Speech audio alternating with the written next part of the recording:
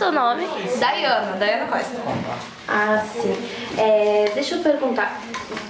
O que é a festa do Divino, na sua opinião? O que significa pra você? Dela? Pra mim, então, eu não sou religiosa, não tenho nenhuma religião. E a gente mais é passeio mesmo. E aumenta as vendas e o comércio nessa época da festa? Não muito, porque é só uma festa municipal, assim. Entendi. Mas em festas, tipo, por exemplo, o Flip, a incidência, assim... Muito grande de turista, pra gente dar um movimento e é muito importante. Ai, certo.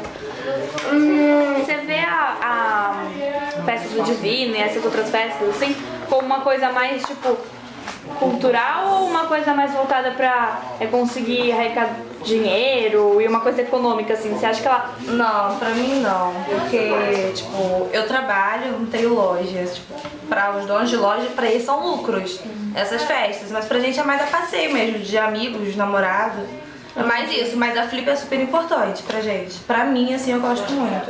Então, pra Comprar você... livros, tá por dentro. Então, na sua opinião, a festa do Divino ela não perdeu o caráter religioso dela?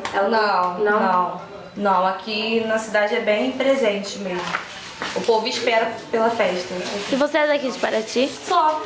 Você nasceu aqui também? Não, nasci em Angra. Uhum. Mas eu moro aqui desde pequena mesmo.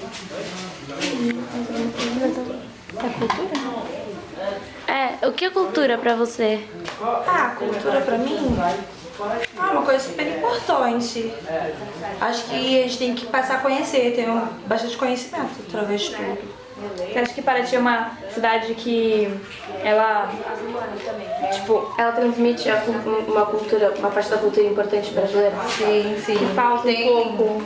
bastantes histórias, né? Acho que isso a gente conhecer um pouco de cada um, acho que isso faz parte de uma certa cultura, uma certa parte, assim.